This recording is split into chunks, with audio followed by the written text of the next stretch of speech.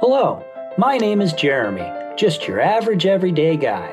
That is until sometime in my early 30s, I developed a spinal condition known as ankylosing spondylitis. It took me from this, 6 foot tall, to this, not 6 foot tall. But I wasn't going to let that get me down forever, so eventually I kicked some bad habits and started fighting back. I still get some pretty strange looks, but I'm now doing what I love, traveling and adventuring. My goal is to show other people with disabilities or anyone facing challenges that your best days don't have to be behind you and that there's always hope. So thanks for joining me, the Handicapped Hiker.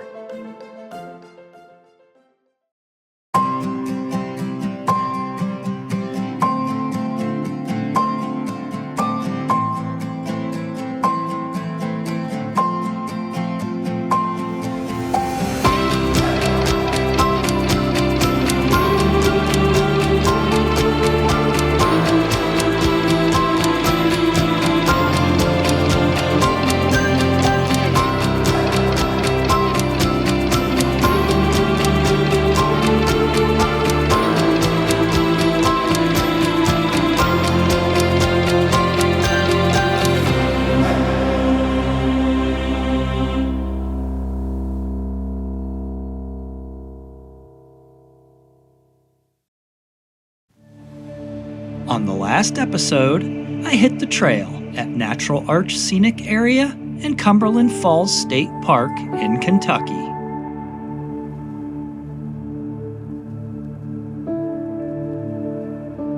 After spending the night in Middlesboro, I'm heading back to Pine Mountain State Park, Kentucky's first state park, to do a trail that I postponed the previous afternoon. I'm not really sure what to expect at this trailhead this morning. It is foggy. It is a Wednesday morning. I see some blue sky. I think this fog's wanting to lift.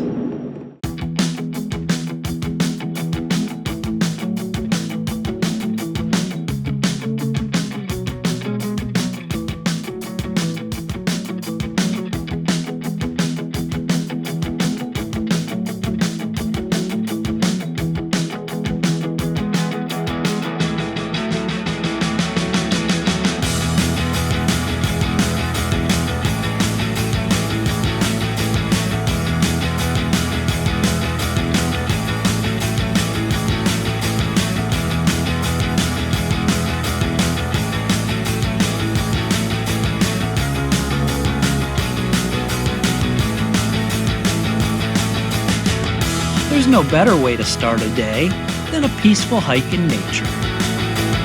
So let's get on our way on this unique trail to Chained Rock.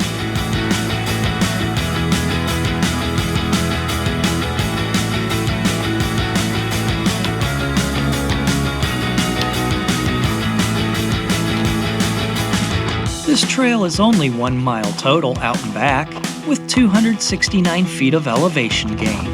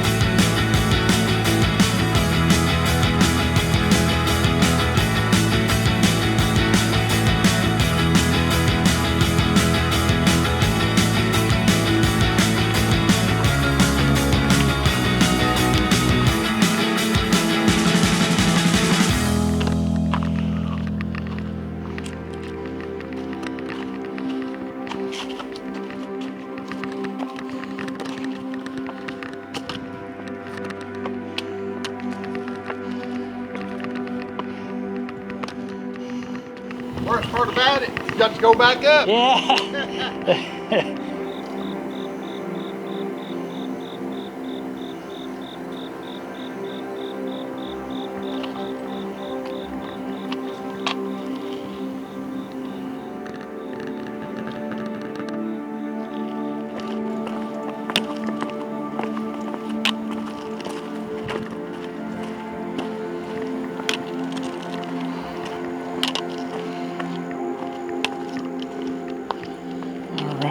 Chained rock.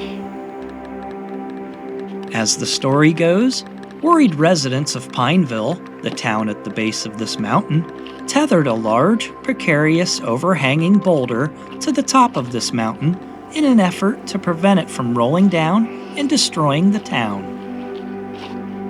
It was actually just a clever publicity stunt to attract tourism, but it's a good story anyway. And being that I'm here 90 years later, I guess their plan worked.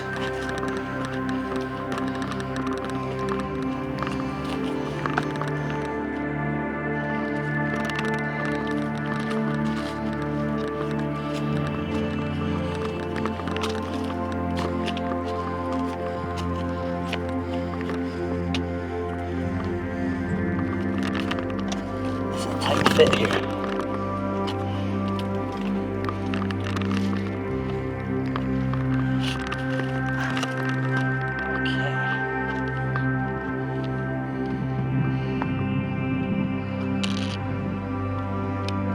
It was in 1933 that the 101-foot-long chain, weighing up to 3,000 pounds, was cut into 2 pieces and hauled up the mountain by 4 mule teams. It was then put into place and welded back together by 50 volunteers.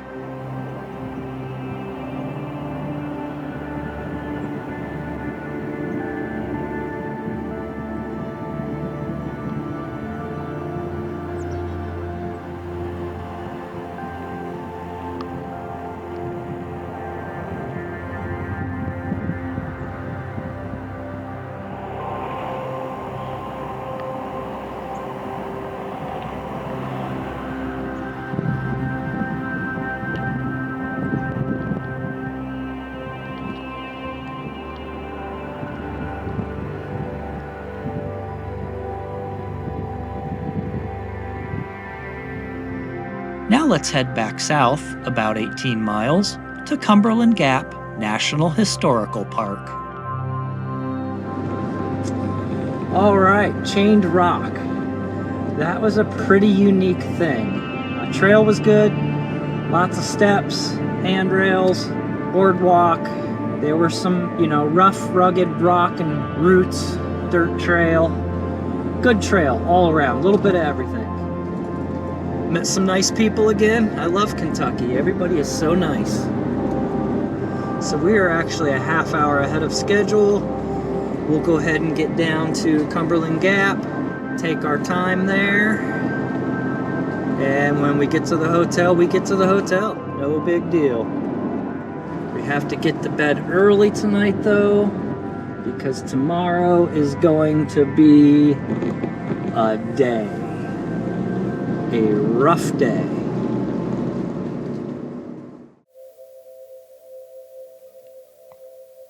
Welcome to the first great gateway to the West. Established in 1940, Cumberland Gap National Historical Park covers 24,000 acres in Kentucky, Tennessee, and Virginia. It was made famous for the natural gap that allowed easier passage through the Appalachian Mountains for westward pioneers. Today, there's a visitor center, 85 miles of trails, campgrounds, and numerous caves and overlooks. Let's begin by checking out the short walkways around Pinnacle Overlook.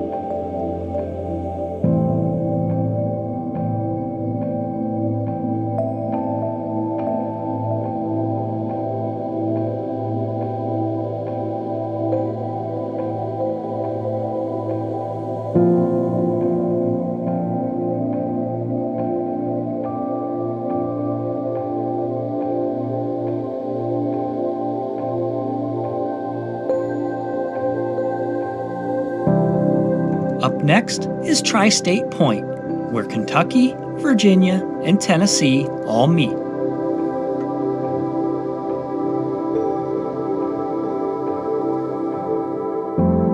This trail is 2.2 miles total out and back with 564 feet of elevation gain.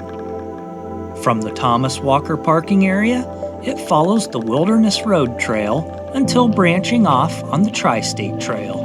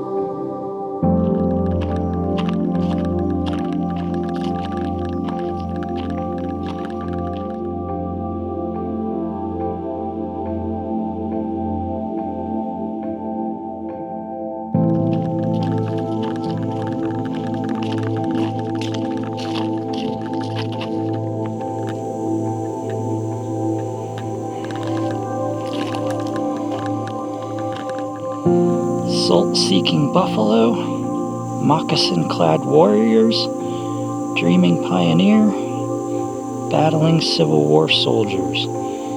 Each was here, and now so are you.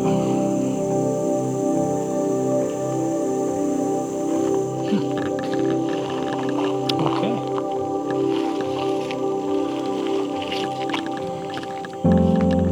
Well, we're gonna go up to Cumberland Point and Tri-State Peak.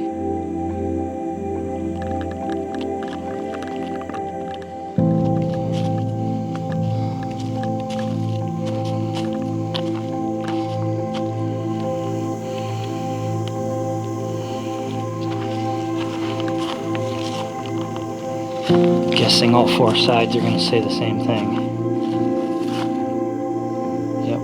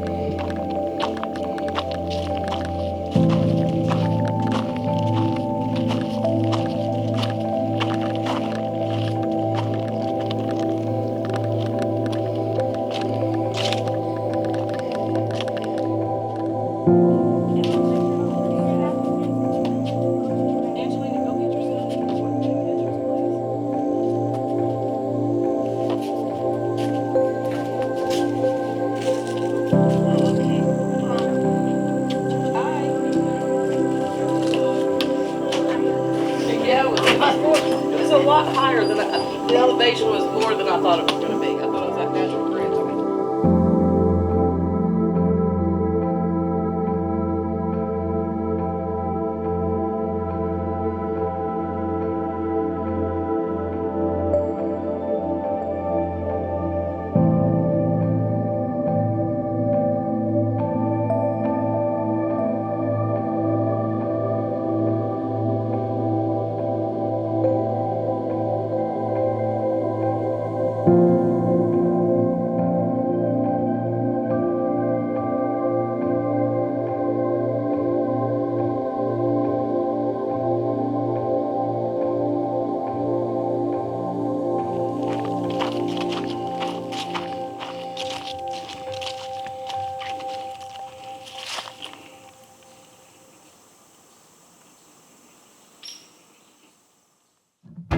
And now I'm off to spend the night in Glade Springs, Virginia, after a little detour up to Black Mountain, the highest point in Kentucky.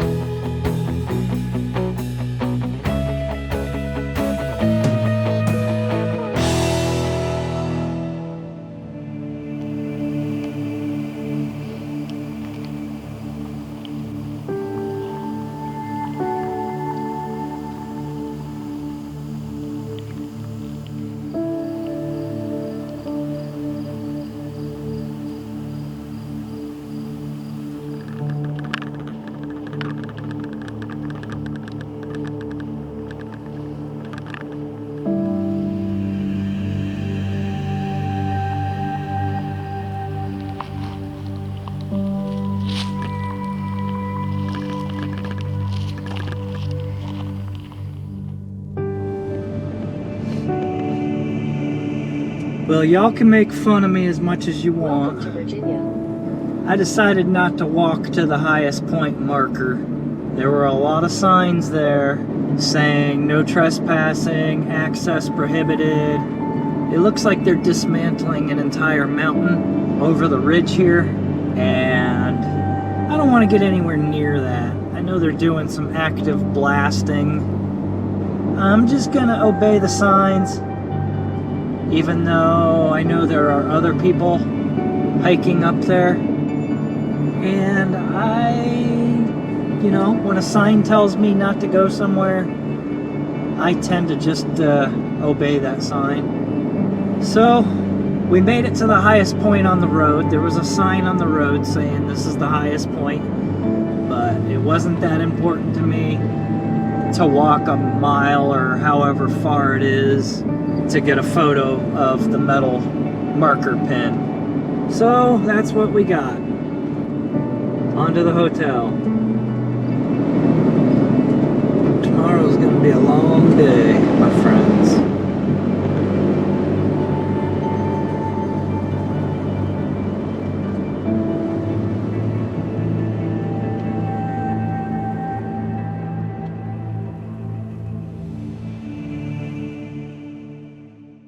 The adrenaline is already pumping this morning as I try shaking off the nerves.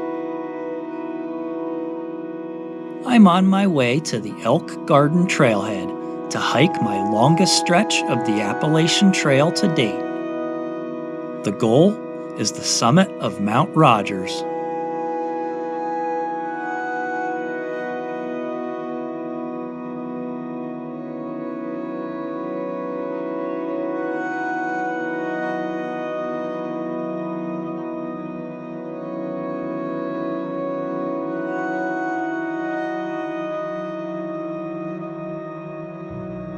This is gonna be a rough day, and probably a very sore tomorrow. Standing before me is 9 miles total out and back, with nearly 1,800 feet of elevation gain. For me, this is a huge challenge, and really this would be quite a challenge for most people.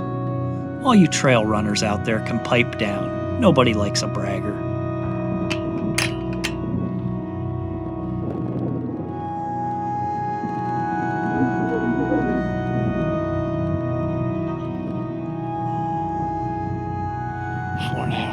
One way, okay.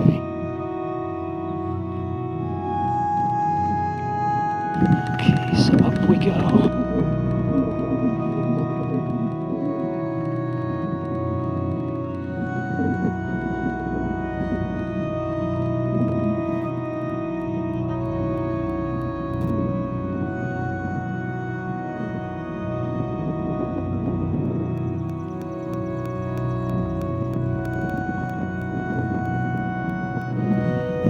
That's Mount Rogers right there, 'cause I can handle that.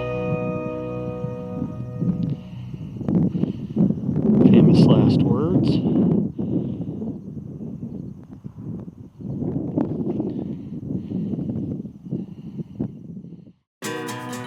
At 5,729 feet above sea level, Mount Rogers is the highest point in Virginia and the 7th highest mountain in the entire Appalachian mountain chain. It's the primary feature of the Mount Rogers National Recreation Area, also within the Jefferson National Forest. It's named after William Barton Rogers, Virginia's first state geologist, who later founded the prestigious MIT, a little technical institute you may have heard of.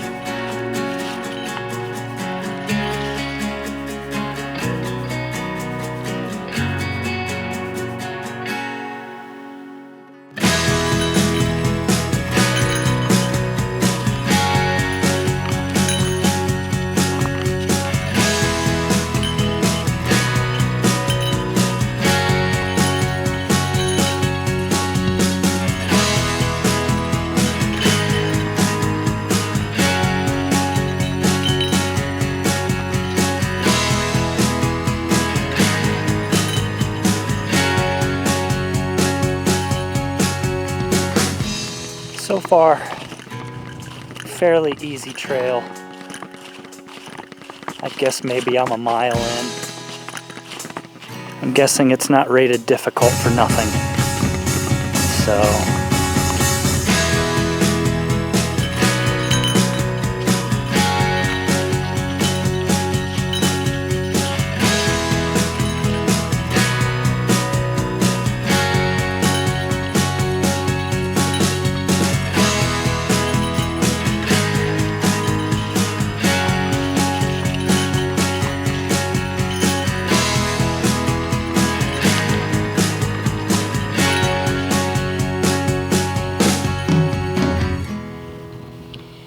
every once in a while I stop and listen for sticks breaking, or other hikers, or really anything that I should be alert about.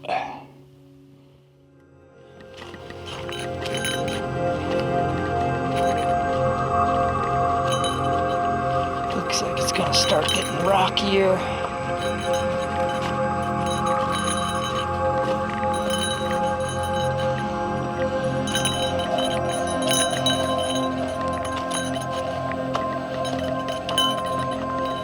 It's getting steeper and rockier.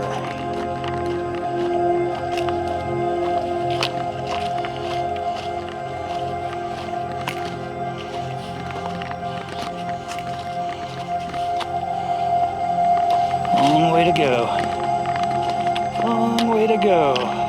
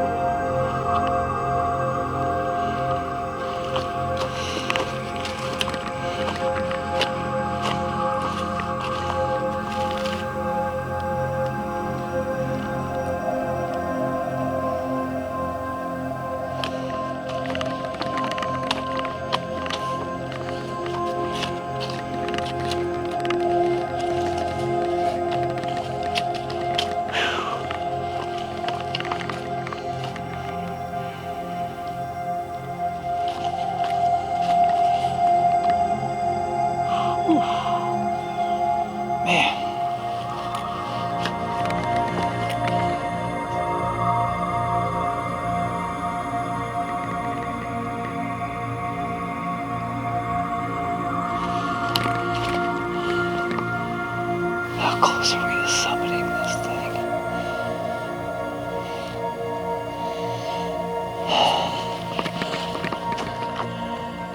It's definitely a long way.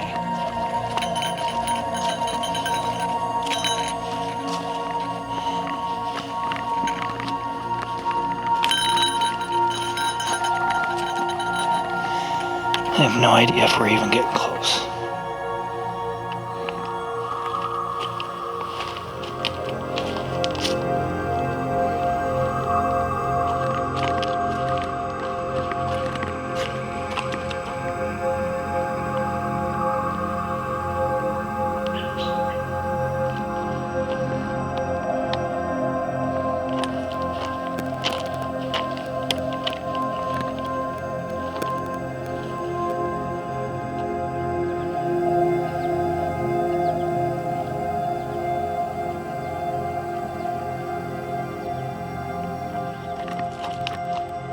Whoa!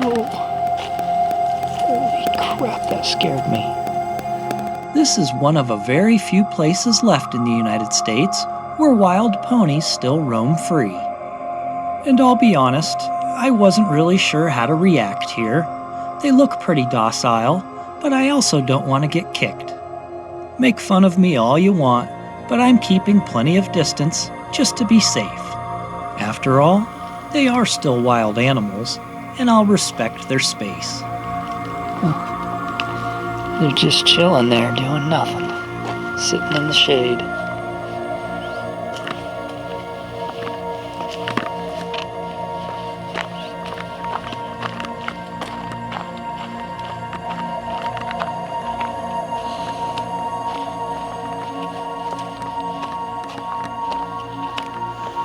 Long way up.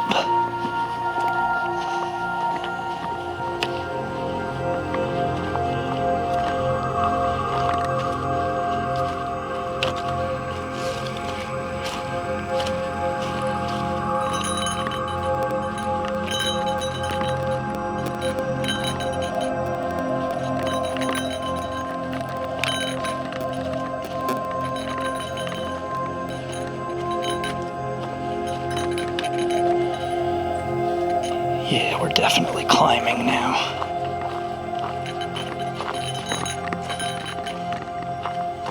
Hope this is it. At this point, I'm about a mile past fully exhausted. Climbing uphill in rocky terrain will take a toll on anyone after so long, but I've suffered too much already to fail this hike. All right, let's get up this mountain.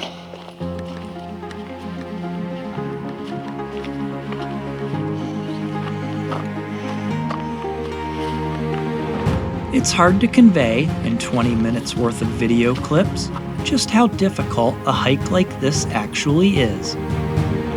I was on this mountain for 6.5 hours with no more than a 20-minute break at the summit. On huge challenges like this, I usually start doubting my abilities and sanity about halfway up, and it never gets easier no matter how much time I spend on the treadmill and stationary bike. From the time I begin at the trailhead, my spine slowly starts to swell and stiffen like setting concrete. The longer I'm on my feet, the worse it gets, and the longer I rest, the harder it is to get moving again.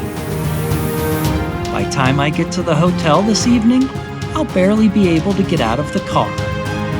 So why do I do this? Why do I put myself through this time and time again? As much as I do it for you to inspire, motivate, give hope, and show what's possible with hard work, sacrifice, and positive thinking, it's also for me to prove to myself that I'm no less of a person than I was when I was fully able-bodied. In the early stages of my condition, about 13 years ago, I fractured my spine on 2 separate occasions. I struggled to get out of a chair under my own strength, and I could barely drag my feet from one room to another. But through all that, I gained an inner strength that still surprises me today. I refuse to give up and submit to life in a wheelchair, at least not yet. I fought, I sacrificed, I worked, I saved, I failed, and I kept trying and trying again to get where I am today. And it still takes work and training every day to stay on my feet. Some may look at me and feel sorry, but through these struggles, I've been very fortunate. I've traveled all over this country and seen some unbelievable things. But I don't do this just to see a metal pin at the summit. I do this to prove that having problems, challenges, setbacks, disabilities, handicaps don't make you less of a person. They make you stronger. And when I look back at some of the incredible feats in these first 40 episodes, I might argue that I'm more alive now than I was when I was 6 foot tall and fully able-bodied. You can live again.